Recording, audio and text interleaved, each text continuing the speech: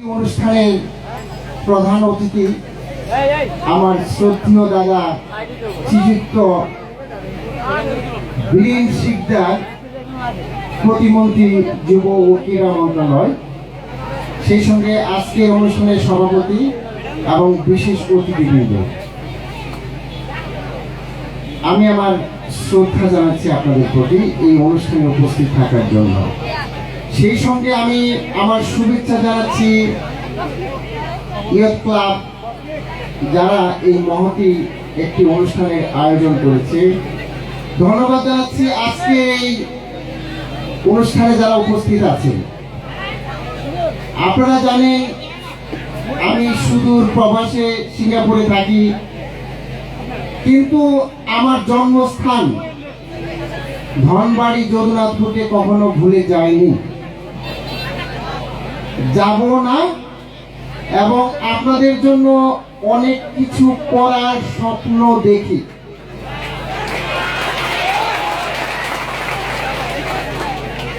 আমরা আনুষ্ঠানিকভাবে এবছরই বৃত্তি প্রদানের মাধ্যমে আমাদের এই কার্যপ্রণালী শুরু করেছি। আজকের এই অনুষ্ঠান দ্বিতীয় ধাপ। আমি জানি এই ধনবাড়ি উপজেলার নানান সমস্যা আছে এবং আমার সামর্থ্য মতো সেটা সমাধান করার চেষ্টা করছি সবাইকে নিয়ে। আমার কিছু স্বপ্ন আছে যেগুলো আমি পরিপূর্ণ করতে চাই। আমি কখন সেটা করতে পারবো আমি জানি না, তবে আমি সবার কাছে দোয়া চাচ্ছি। আমার প্রথম পরিকল্পনা হলো ধনবাড়ি উপজেলায় একটি মেডিকেল কলেজ বা হসপিটাল প্রতিষ্ঠা করা।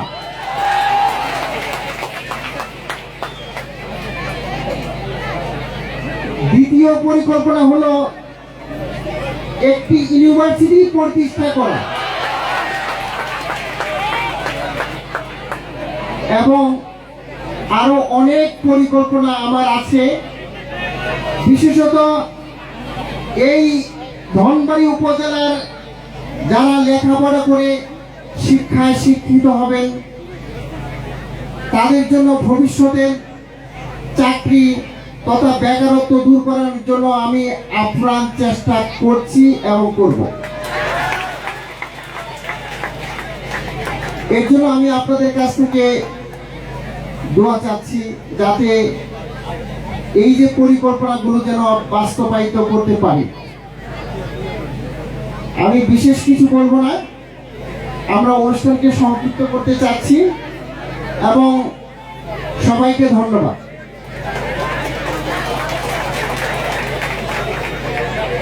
ধন্যবাদ শ্রী রঞ্জিত চন্দ্র সাহাকে। মানুষ মানুষের জন্য এই ব্রত নিয়ে এই লোকটি কাজ করে যাচ্ছে।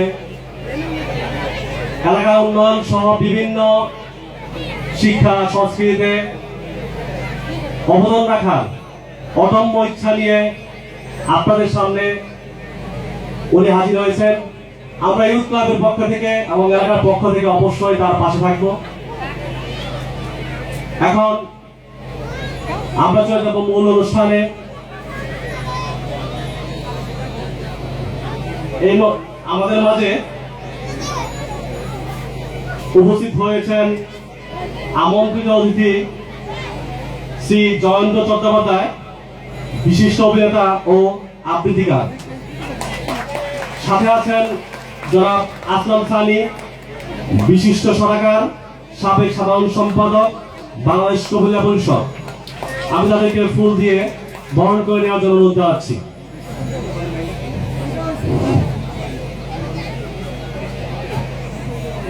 আমি ইয়ুথ ক্লাবের উপদেষ্টা মন্ডলীদেরকে মঞ্চে আসার জন্য সবিনয় অনুরোধ জানাচ্ছি। জনাবা কাজী সাফিয়া জামান, জনাবা কাজী রাফিয়া জামান এবং তসলিমা বেগমকে। আমি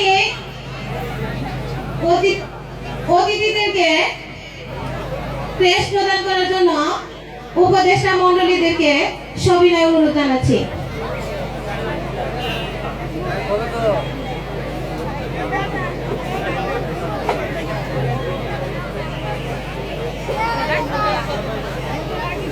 প্রদীপকে বলতে হয় না, হে প্রদীপ তুমি আলো দাও।